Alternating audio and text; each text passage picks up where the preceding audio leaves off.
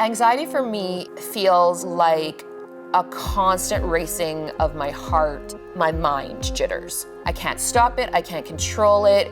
It's a cycle that leads to a depressive state where I just want to sleep. And I just want to escape the world. My struggles really peaked for me when I was in my early 20s. I just remember crying and thinking, I can't go on. I need help. I saw a psychiatrist, I saw psychologists, I saw family counselors, and I never got the help I needed. Going through the system did help me dial into some medication. Once I settled into the fact that medication was going to be a part of my life and really accepted that this was helping, that this was something that I required, then it settled into a place of stability. When Gabe and I first started talking about having a baby, obviously it brought up a lot of thoughts. I never thought I would be a good mom. I couldn't take care of my own mental health. How could I be responsible for a child? Michelle was struggling a lot in work and in stress at that time, and she was like really afraid of being able to get into a place of feeling okay about being a parent. When I was first referred to the reproductive mental health program, I think my biggest concern was that I would have to go off my medications. And that was an absolutely terrifying thought.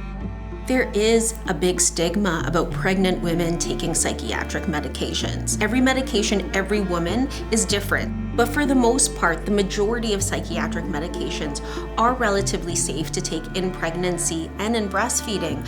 But it's about being open to that, asking the questions, having these conversations, and being able to learn about what is the best for each woman.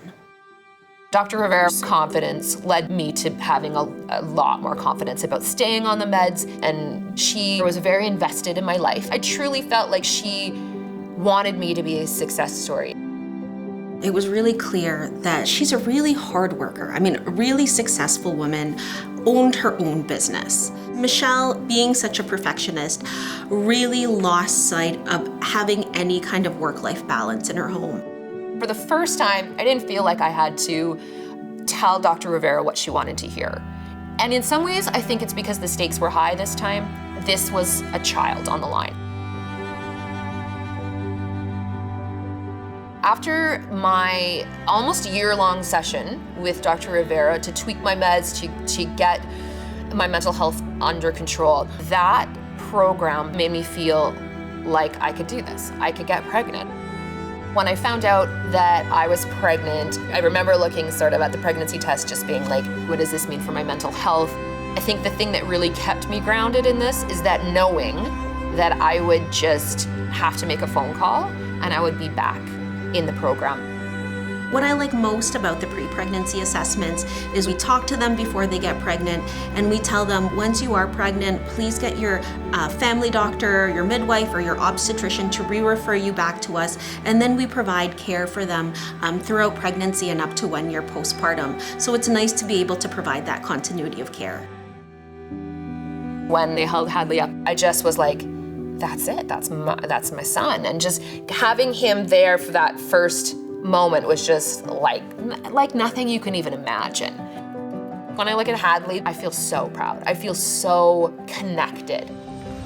He's taught me about myself and the mom I can be that I didn't think I would be.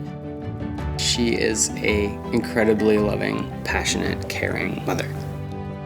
This was one of the biggest things we've ever done in our lives, and I'm so grateful to the Reproductive Mental Health Program.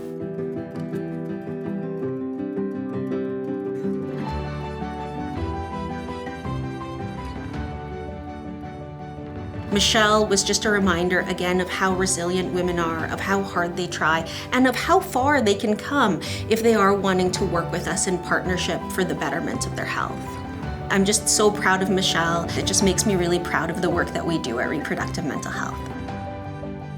I know that there's a lot of women like me that didn't think that they could ever be a mom. I would say to them, there's hope, there's a program.